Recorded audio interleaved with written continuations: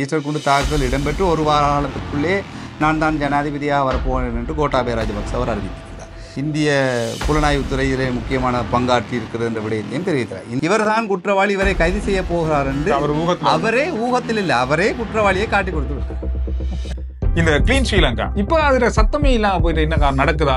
படம் காட்டி வேலை செய்யறது தேசிய மக்கள் சக்திகிட்ட இல்ல. முதல் இருந்த 2 தேர்தலுக்கும் இடையில தேசிய மக்கள் சக்திக்கு ஒரு கொஞ்சம் ஆதரவு குறைஞ்ச மாதிரி ஒரு கருத்துக்கள் சமூகத்துல இருக்கு. அதாவது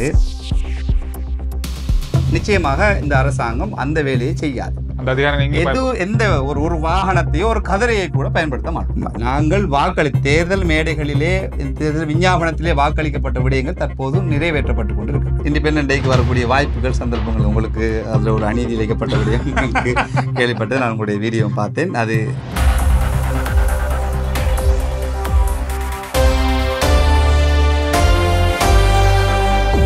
வணக்கம். இன்னும் ஒரு வீடியோவில் உங்களை சந்திக்கிறோம்.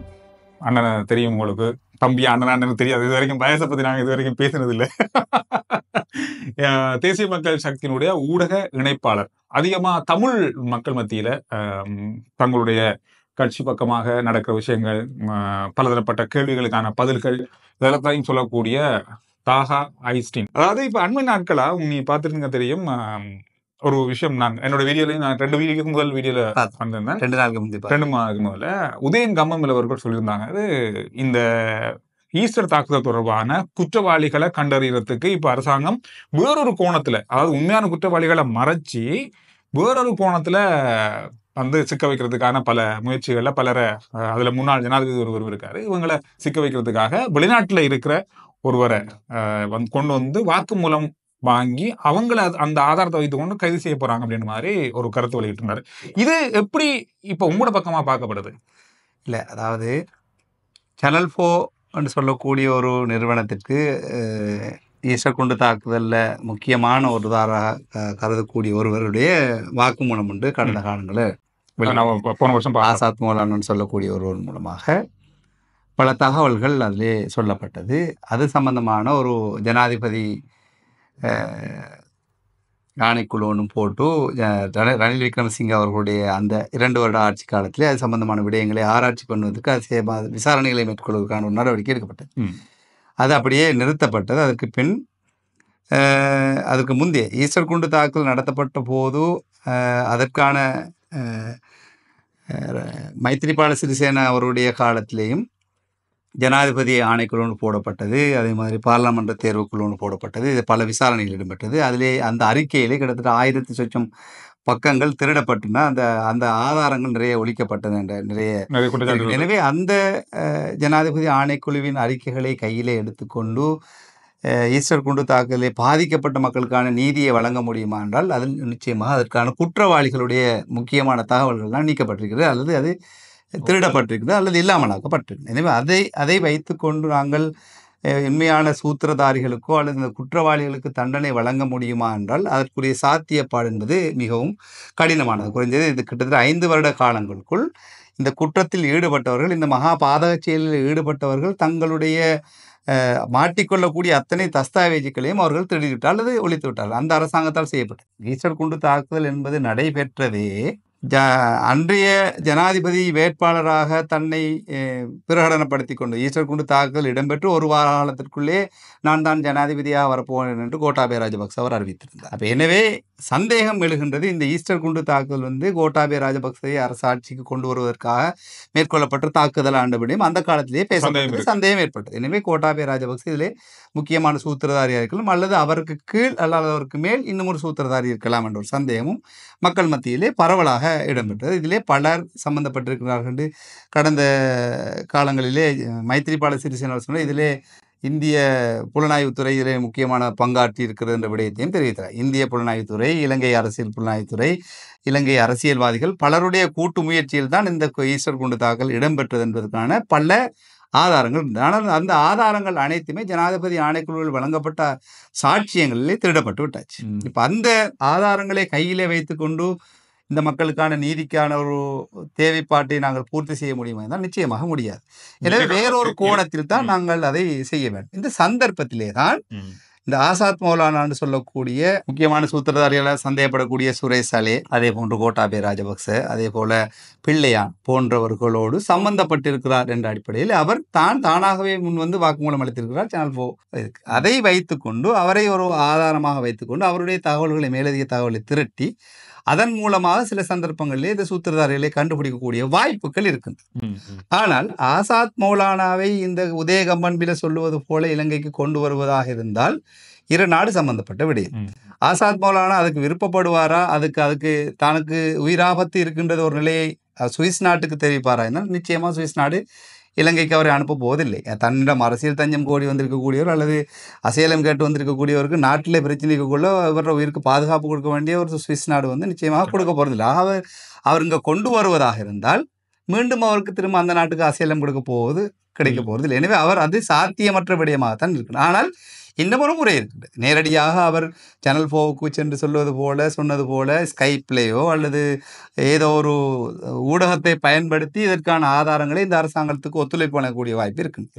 அவ்வாறு இல்லாமல் இலங்கையில் உள்ள புலனாய்வுத்துறையினர் சிலர் அங்கு சென்று அவருக்கு அந்த நாட்டுக்கு, சுவிஸ் நாட்டுக்கு எந்த விதமான பாதிப்புகளும் வந்துவிடாத விடத்திலே கருத்துக்களை தெரிவிப்பதற்கு அந்த நாடும் அனுமதி வழங்கும். இந்த 2 இருக்கின்றது. ஆனால் இங்கு அழைத்து வரப்படுவாரா, அழைத்து வருவதற்கான முயற்சிகள் எடுக்கப்படுமான்றது வந்து உதயகம்பன்பிலோட ஊகத்திலே பேசப்பட்டதா இருக்கலாம்.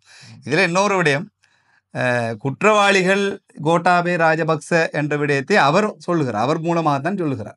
இன்னும் அரசாங்கம் எந்த இடத்துலையும் கோட்டாபய ராஜபக்சே நாங்கள் கைது செய்ய போகிறோம் என்ற விடயத்தையோ அல்லது ஈஸ்டர் குண்டு தாக்கலை அவர் சம்பந்தப்பட்ட விடயத்தில் அரசு தரப்பிலிருந்தோ தேசிய மக்கள் சக்தி கட்சியூடாக எந்த விதமான இதுவும் சொல்லப்படவில்லை. புலனாய்வுத்துறை கூட தெரிவிக்கவில்லை. ஆனால் இவர்தான் குற்றவாளி, இவரை கைது செய்ய போகிறார் என்று அவரே ஊகத்தில் இல்லை, அவரே குற்றவாளியை காட்டி கொடுத்து விட்டார். உதயகம்பன்பில பக்கத்தில், அதாவது உதாரணம் சொல்ல போனால் ஒரு வீட்டில் நாய் ஒன்று நிற்குது. உள்ளுக்கு திருடப்பட்ட ஒரு ஆள் அல்லது ஏதாவது ஒரு தவறு செய்த உள்ள இருக்கிறார் என்றால் முன்னுக்கு அவரை பிடிக்க போகிறது குலைக்கிறது நாய் தான் குலைக்கும். அது மாதிரி ஒரு வேலையை இவர் செய்துட்டார்.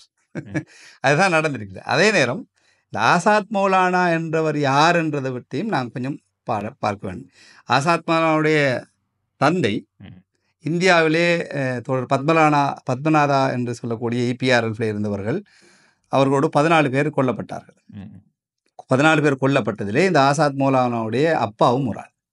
அவர் ஒரு முஸ்லீமா, நீண்ட கால உறுப்பினர். அதிலே நான் நினைக்கிறேன் அவருடைய பேர் சம்மாந்துறை அல்லது சாய்ந்தமருது பிரதேசத்தை சேர்ந்தவர் மிகிலா என்ற ஒரு பேர் தான் அவருடைய அப்பாவுடைய பேராக இருக்கும்னு நினைக்கிறேன். அவர் கொல்லப்பட்டதின் அடிப்படையிலே இந்த ஆசாத் மௌலானான்னு சொல்லக்கூடியவருடைய பேர் அன்வர் நினைக்கிறேன் நான். அவர் ஆசாத் மௌலானா இவர் அவர்கள் புலிகளோடு இருந்த அந்த கோபத்திலே, மனஸ்தாபத்திலே தனது தகப்பனை கொண்டு விட்டார். அந்த கோபத்திலே இவர் முதலாவது EPDPயின் உறுப்பினராக தலைவராக செயற்படக்கூடியது டக்ளஸ் தேவானந்தா அவர்களோடு தான் நீண்ட காலம் இருந்தார்.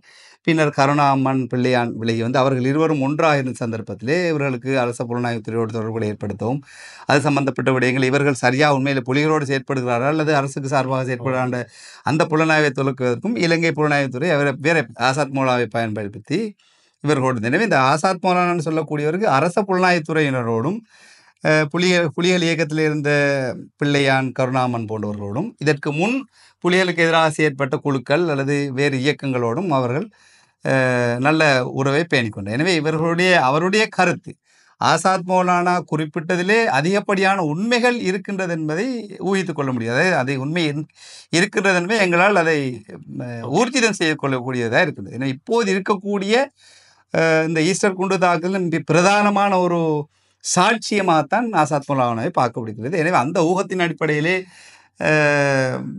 உதயகம்பன்பில சில நேரம் அந்த சாட்சியத்தை கொண்டு வரப்போகிறார்கள். இது வேண்டும் வேண்டே கோட்டாபய ராஜபக்சேயை பிடிச்சி உள்ளுக்கு போகிறதுக்கான முயற்சியை ஈடுபடுகிறார் என்று அவர் குற்றவாளி இவர்தான் என்ற விடயத்தை சொல்லாமல் சொல்லிவிட்டார்.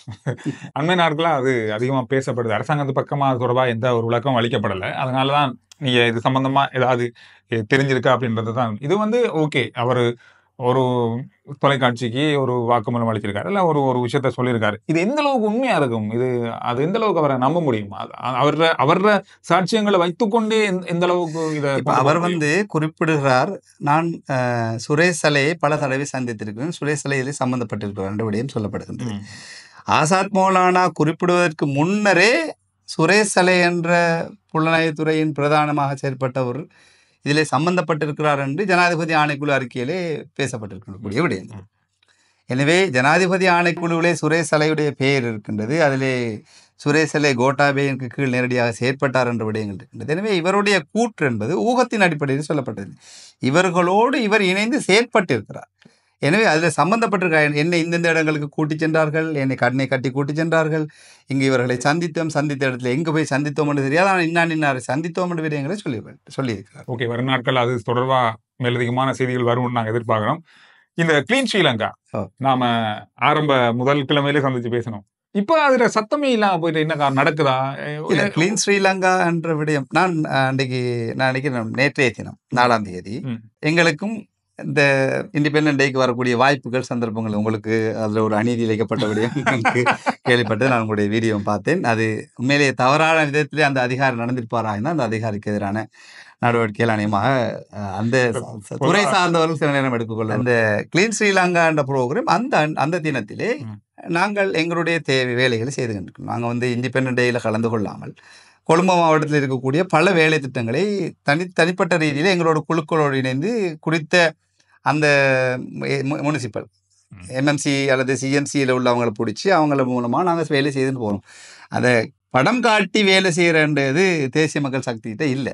நாங்கள் எங்களுக்கு உணர்ந்து எங்கள் நாட்டை நாங்கள் சுத்தப்படுத்தணும்ன்ற ரீதியிலே எல்லாருமே செயற்படும். அதுதான் நான் சொல்றேன். கிளீன் ஸ்ரீலங்கா என்ற வேலைத்திட்டத்துக்குள்ள ஜனாதிபதியினுடைய அந்த ஆரம்ப நிகழ்வில் இந்த கிளீன் ஸ்ரீலங்கா நாட்டை சுத்தப்படுத்துறது மட்டுமல்ல, இதுல சகல துறைகளில் ஊழல்கள், அரசு திணைக்களங்கள்ல இருக்கிற சில குறைபாடுகள், இந்த மாதிரியான பல விஷயங்கள் இதுல கிளீன் செய்யப்படும் சொன்னாரு.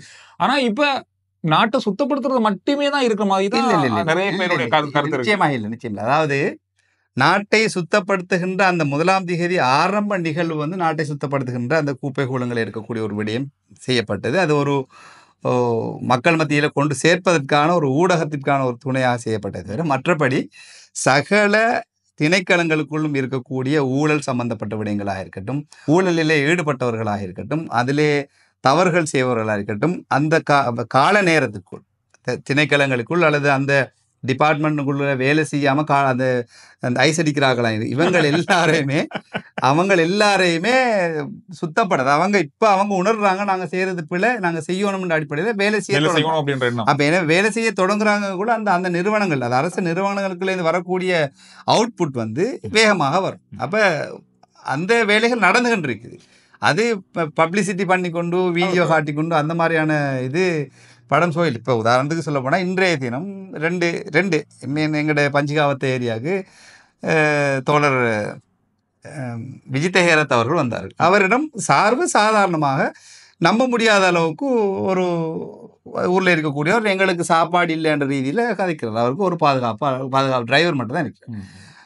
என்னோட கடைக்கு பக்கத்தில் செல்வம் அடைக்கலநாதன் தோழர் அவர் வந்திருந்தார். அவரும் ஒரே ஒரு ஆளோட வந்திருக்கிறார். சாதாரணமாக இப்போ நாட்டுடைய மாற்றம், அதாவது கிளீன் ஸ்ரீலங்காவுக்கு முழுமையாக ஒரு நாட்டுடைய மாற்றம் கொண்டு வரப்படும். ஒரு பாராளுமன்ற உறுப்பினர் அல்லது ஒரு அமைச்சர் எந்தவித பாதுகாப்பும் இல்லாமல் சர்வசாதாரணமாக கடை தெருவிலே அணைந்து போகிறார், திரிகிறார் சொன்னால் நாட்டிலே ஒரு மாற்றம் வந்திருக்கின்றது. இந்த மாற்றத்தை இன்னும் உறுதி செய்யப்படுவதற்காகத்தான் இந்த கிளீன் ஸ்ரீலங்கா என்ற ஒரு வேலை திட்டத்தின் அடிப்படையில் அதை மெருகூட்டுவதற்கும் மேம்படுத்துவதற்கும் இன்னும் கடினமான சட்டங்களுக்கு மத்தியிலே அதை செய்து கொண்டு போவதற்கான நடவடிக்கைகள் எடுக்கப்படுகின்றன. வரப்போற ஒரு தேர்தல், இப்ப இந்த ஆண்மையில ஒரு தேர்தல் நினைச்ச கட்டாயம் அந்த கேள்வி கேட்பீங்க. இந்த தேர்தல் வரப்போது அது ஒரு பக்கம் இருக்கும்போது, முதல் இருந்த 2 தேர்தலுக்கும் இடையில தேசிய மக்கள் சக்திக்கு ஒரு கொஞ்சம் ஆதரவு குறைஞ்ச மாதிரி ஒரு கருத்துக்கள் சமூகத்தில் இருக்கு. அதாவது எதிர்த்தரப்பினர் கிட்டத்தட்ட எங்களுக்கு கிடைத்த வாக்குகள் 68 லட்சம். அவங்க அடுத்த தரப்பு அனைத்துக்குமே கிட்டத்தட்ட 50 லட்சம் அளவான வாக்குகள், 19 லட்சம், 32 லட்சம், அப்படி 50 லட்சமான வாக்குகள் இருக்கு. அரைக்கரவாசி என்ற அடிப்படையிலே நாங்கள் பார்க்கக்கூடியதாக இருக்கிறது. எதிர்கருத்து என்று வருகின்ற போது அந்த எதிர்கருத்தை பரப்புரை செய்பவர்கள், அதை பரப்பக்கூடியவர்கள் சரிச்சமனாக இருக்கின்றார்கள். அது ஒரு சரிச்சமனாக இருக்கின்ற நேரம் சமூக வலைத்தளங்களிலோ சமூக ஊடகங்களூடாக அது கூடுதலாக பரவுவதன் மூலம் மக்கள் மத்தியிலே மாற்றம் வந்திருக்கிறது அல்லது ஆதரவு இல்லாமல் போயிருக்கின்றது என்ற அடிப்படையிலே ஒரு கருத்து இருக்கின்றது. நிச்சயமாக மக்கள் மத்தியிலே அந்த ஆதரவு மாற்றங்கள் இல்லை. அதே நேரம் குறிப்பாக சொல்ல வேண்டும், பொதுவாகவே உள்ளூராட்சி மன்ற சபை தேர்தல், நகர சபை தேர்தல் நடைபெற்ற பின் தான் பாராளுமன்ற தேர்தல், ஜனாதிபதி தேர்தல் நடைபெறும். ஆனால் இந்த உள்ளூராட்சி மன்ற சபை தேவை இந்த நடைமுறைக்கு முற்று முழுதாக மாற்றமான முறையிலே ஜனாதிபதி தேர்தலுக்கு பின் அதுக்கு அடுத்ததாக பாராளுமன்ற தேர்தலுக்கு போதுதான் இப்போது நிறுத்தப்பட்ட உள்ளூராட்சி இடைநிறுத்தப்பட்ட உள்ளூராட்சி மன்ற சபை தேர்தல் வருகின்றது. நீங்க அதுல ஒரு நானும் ஒரு வேட்பாளராக இருக்கிறேன். கொழும்பு மாவட்டத்தில் பழைய வேட்பாளர் இல்ல, அது கட்சி தான் முடிவெடுக்கும். நாங்கள் எங்களுக்கு தாங்கள் கேட்க முடியாது. எங்களை இந்த இடத்துல ஏற்கனவே பெயரிடப்பட்டதான் கட்சி தான் முடிவெடுக்கும். நாங்கள் எங்களை நிறுத்துவதா எங்களை பயன்படுத்துவதா என்பதே கட்சி தான். கட்சியின் ஒரு எங்களுக்கு அதை எதிர்பார்ப்பு கிடையாது. நாங்கள் எதிர்பார்த்து நாங்கள் நிற்கணும் ஆசைப்பாடு எதிர்பார்ப்பு கிடையாது. கட்சி எங்களை பயன்படுத்த விரும்பினால் அதற்கு நாங்கள் தலை சாய்க்க தயாராக இருக்கிறோம். எனவே 3% வாக்கு வங்கியை வைத்திருந்த நேரம் ஜனாதிபதி தேர்தலில் நாங்கள் முகம் கொடுத்தோம். ஜனாதிபதி தேர்தலை வெற்றி கொண்டோம். அதற்கு பின் ஜனாதிபதிக்கு 48 லட்சம் வாக்குகளை இருக்கின்ற போதுதான் இன்னும் 20 லட்சம் வாக்குகளை பெற்று நாங்கள் பாராளுமன்றத்திலே அதிக பெரும்பான்மையை 3/2 விட அதிகமான பெரும்பான்மையை பெற்று 159 ஆசனங்களோடு கைப்பற்றி இருக்கிறோம். இந்த நிலையிலே ஜனாதிபதியுடைய அதிகாரம் அதே நேரம் பாராளுமன்ற அதிகாரம் இருக்கின்ற நிலையிலே தான் உள்ளூராட்சி மன்ற சபை தேர்தல். ஆனால் எந்த சந்தர்ப்பத்திலும் ஜனாதிபதியுடைய அந்த அதிகாரங்களோ பாராளுமன்றத்தின் அந்த அதிகாரங்களோ உள்ளூராட்சி மன்ற சபை தேர்தலுக்கு பயன்படுத்தப்பட மாட்டாது. நிச்சயமாக இந்த அரசாங்கம் அந்த வேலையை செய்யாது. எந்த ஒரு வாகனத்தையோ ஒரு கதிரையை கூட பயன்படுத்த மாட்டோம். எங்களுடைய கருத்துக்களை மக்கள் மத்தியிலே கொண்டு செல்வோம். மக்கள் மத்தியிலே இந்த நாட்டை கட்டியெழுப்பதற்கான திட்டங்களை நாங்கள் மக்கள் மத்தியில் வைப்போம். மக்கள் மத்தியில் அது வைக்கப்படுவதன் மூலம் மக்கள் அதை ஏற்றுக்கொண்ட அடிப்படையிலே தான் எங்களுக்கு உள்ளூராட்சி மன்ற சபை தேர்தலிலே வாக்களிக்க இருக்கின்றார்கள். கடந்த கால தேர்தலில் மக்கள் கருத்துக்களை உள்வாங்கினார்கள். அதே நேரம் இன்னொரு விடயத்தையும் குறிப்பிட வேண்டும். கடந்த கால ஆட்சியாளர்கள் மீது கொண்டிருந்த வெறுப்பும் இந்த அரசாங்கத்தை ஆதரிப்பதற்கு ஒரு காரணம். இப்போதும் அந்த அந்த அவர்களுக்கு அந்த கடந்த கால ஆட்சியாளர்கள் மீதான வெறுப்புணர்வு இன்னும் விட்டு போகவில்லை. மனித மக்கள் எப்போது அவர்களை கைது செய்வார்கள், எப்போது தண்டிக்கப்படுவார்கள், அவர்கள் தண்டிக்கப்படவில்லை என்ற அடிப்படையில் தான் மக்களுடைய மனதிலே ஒரு சிறு மாற்றம் இருக்கின்றது. எனவே அவர்கள் தண்டிக்கப்படுகின்ற போது சில நேரம் இப்போதைய இந்த ஈஸ்டர் குண்டு தாக்குதலுடைய சூத்திரதாரிகள் கைது செய்வதாக இருக்கலாம். அவற்றை எல்லாம் சில சந்தர்ப்பத்திலே எங்களுடைய தேர்தல் பயன்பாட்டுக்காக நாங்கள் செய்கிறோம் என்ற அடிப்படையிலே எதிர்காலத்திலே கருத்துக்கள் சொல்வதற்கு எதிர்த்தரப்பினர் வெளிக்கிடுவார்கள். அவ்வாறு அல்ல. நாங்கள் தேர்தல் மேடைகளிலே தேர்தல் விஞ்ஞாபனத்திலே வாக்களிக்கப்பட்ட விடயங்கள் தற்போது நிறைவேற்றப்பட்டு கொண்டு இருக்கின்றது. இது எதிர்த்தரப்பினரை பழி வாங்குவதோ அல்லது அரசியல் பழி வாங்கல் என்ற ரீதியிலே கண்ணோட்டத்தில் பார்க்க முடியாது. ஏற்கனவே நாங்கள் வெல்வோமா வெல்ல மாட்டோமா என்ற ஒரு சூழல் இருக்கின்ற போதே நாங்கள் தெளிவாக சொல்லியிருக்கிறோம். இவர்கள் சூத்திரதாரிகள் தண்டிக்கப்படுவார்கள், இன்னென்ன விடயங்கள் செய்வோம் என்ற விடயத்தை செய்து கொண்டு போகிறோம். நன்றி. நிறைய பேசுவோம். நிறைய விஷயங்கள் இன்னும் வர இருக்கு. வார மாதம் கொஞ்சம் இன்னும் பரபரப்பாக இருக்குன்னு நினைக்கிறேன். நன்றி.